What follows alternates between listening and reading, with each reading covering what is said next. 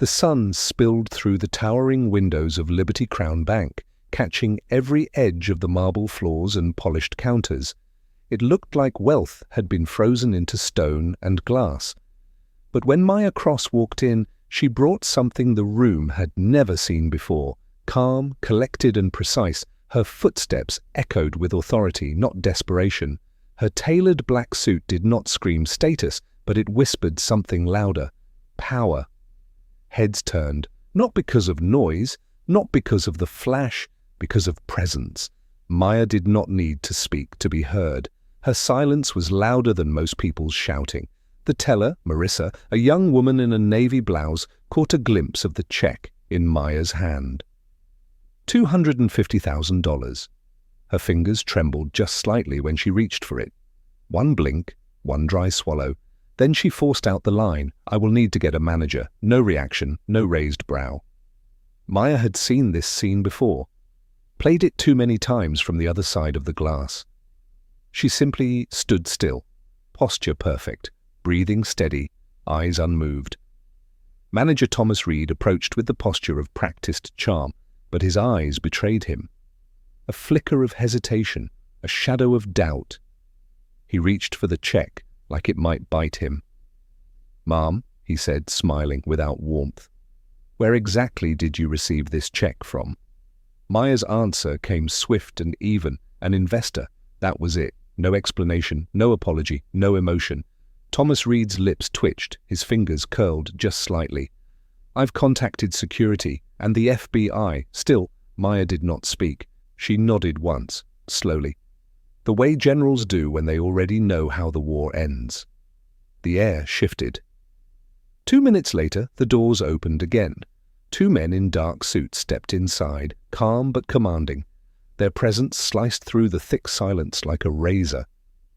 No one in the bank moved, not even to breathe. "Deputy Director Cross," one of them said.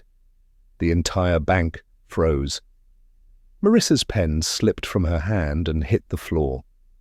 Thomas Reed stepped back, eyes wide, skin pale. His mouth opened, then closed. No words came out. Maya did not blink. She picked up the check, folded it, slid it into her clutch. "You contacted the Bureau," Agent Chen said, voice even, but firm. "To question a federal officer." Silence, sharp, suffocating. Everyone in the room felt it. Maya turned toward the manager. "I will be closing all accounts associated with my name and my office.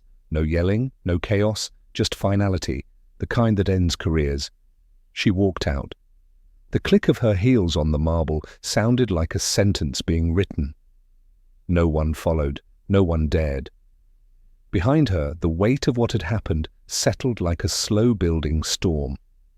Later that evening, under the warm lights of the Metropolitan Gala, Maya stood before a crowd of leaders and legends. The applause had quieted. She stood tall at the podium, voice steady. "When I walked into that bank, I was not asking for applause. I was not asking for acceptance. I was simply asking to be seen." She let the silence linger. Then she continued.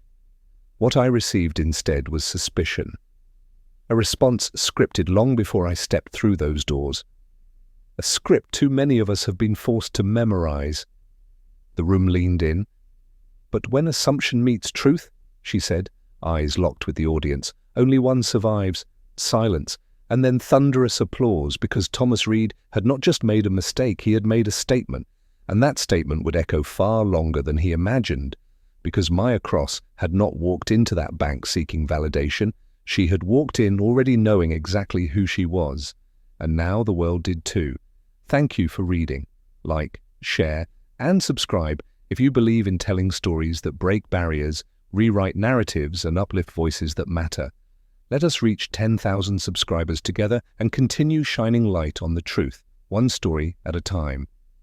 See you in the next chapter.